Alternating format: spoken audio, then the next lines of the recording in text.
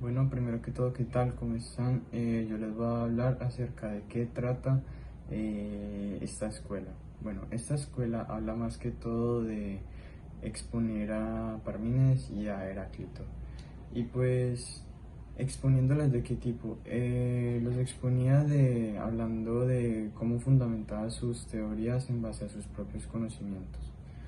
Bueno, Parménides pensaba que el ser era uno e indivisible. En cambio, Heráclito pensaba totalmente lo contrario. Entonces se concentraba más bien en el ser asombroso, en lo que la realidad de su diversidad lo refería.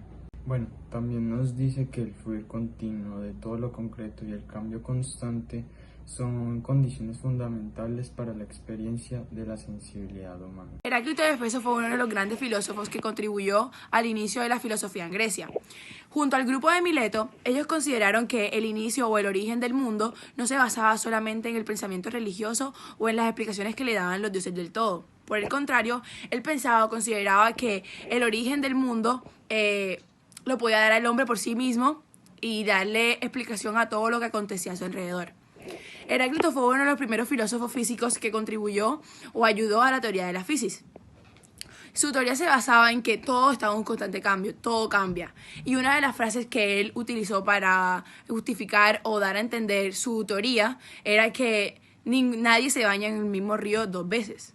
Continuando, encontramos otro fundador, el cual es Parménides, el cual fue un filósofo griego nacido en la ciudad de Lea, en Grecia, el cual él aseguraba que el movimiento y el cambio eran imposibles, y él fue como uno de los primeros en situar al ser pues como el elemento o el elemento fundamental de la filosofía, y pues en base a eso él fue creando y elaborando su pensamiento. También encontramos que tiene alumnos como Zenón de Lea, Euclides de Megara y Empedocles. Bueno, ahora les voy a hablar acerca del problema que se deriva de esta escuela.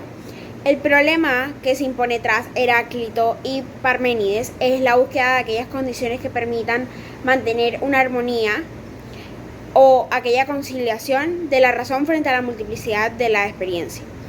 Como sabemos, los pensamientos y los conocimientos de Heráclito y Parménides eran completamente distintos, pero por así decirlo, lo que trata de entablar esta escuela es, por así decirlo, esa relación que puede haber entre ambas y que va a ayudar al mejoramiento o, por así decirlo, a la evolución de los conocimientos a futuro. Entonces para esto sirve esta escuela, y este es, por así decirlo, el problema que se plantea a base de ella.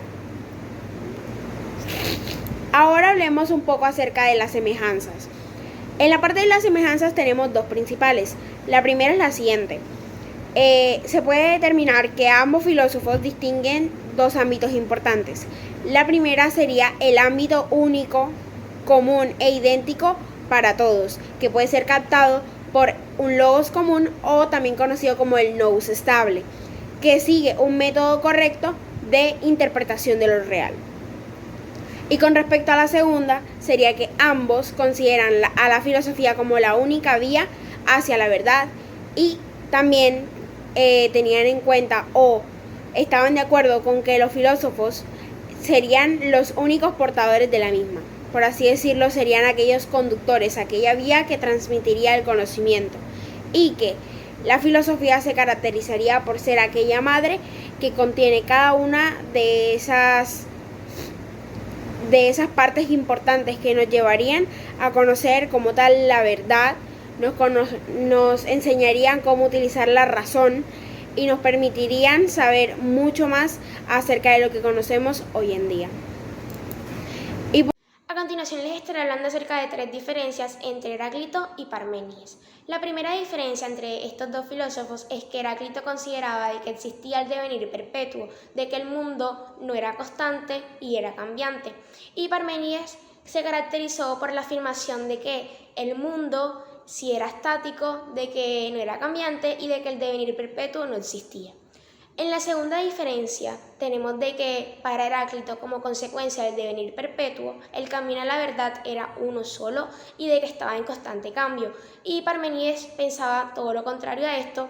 Él creía de que el camino a la verdad sí era uno solo y de que no estaba en constante cambio. Y como tercera y última diferencia entre estos dos tenemos de que Heráclito pensaba y planteaba de que el ser puede ser únicamente entendido y escuchado por el alma. Y Parménides pensaba de que el ser puede ser únicamente entendido y escuchado por medio de la razón. Por último, obtenemos las obras. En esta parte tenemos una obra escrita por Heráclito y otra escrita por Parménides. Heráclito escribió una obra conocida como De la naturaleza. Esta obra se dividía en tres partes principales, las cuales eran el universo, la política y la teología. Hay que tener en cuenta que esta obra no llegó a nosotros de manera completa, sino más bien de una manera fragmentada, ya sea por citas, por referencias o comentarios de otros autores. El libro escrito por Parménides se llama Sobre la naturaleza. Este es un poema y contiene distintos temas, los cuales todos son muy importantes. Entre esos está el ser, la verdad, el origen de los dioses y la naturaleza misma.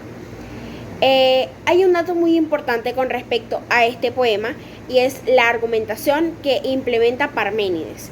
¿Por qué? Porque esta se puede ver que se implementó demasiado tiempo para poder explicar cada cosa y que, por así decirlo, estuviera lo mejor detallada posible para que así las personas de aquella época pudieran entender su pensamiento y sobre todo pudieran implementarlo a un futuro. Como conclusión, podemos entender que a pesar de que Heráclito y Parménides hayan tenido sus ideas completamente distintas, porque se entiende que son antagónicas, al decir que Heráclito pensaba que cada una de las cosas que sucedían eran cambiantes y que Parménides pensaba que cada cosa que sucedía era fija, era algo determinado, era algo completamente específico, constante. Con esta escuela, como lo decía anteriormente, se establece una armonía. Y a pesar de que nosotros, y evidentemente podemos denominar que son antagónicas, pueden existir una relación la cual se puede implementar para así llevarlo a nuevos niveles, como les decimos nosotros. Hubo un filósofo en particular que logró entablar esa armonía que establece esta escuela, y es el siguiente: Platón. Platón, por medio de sus estudios, logró implementar ambos conocimientos, creando uno solo, evolucionando la ciencia, los conocimientos y cada uno de los aprendizajes que poco a poco y con el tiempo se han venido utilizando hasta hoy en día. Ha pasado de generaciones en generaciones y vemos que todavía es existente, todavía se sigue utilizando. Y así vemos cómo, a pesar de que Heráclito y Parménides tenían ideas antagónicas, juntándolas son un dato especial y muy fundamental para nosotros, la comunidad de hoy en día. Muchas gracias.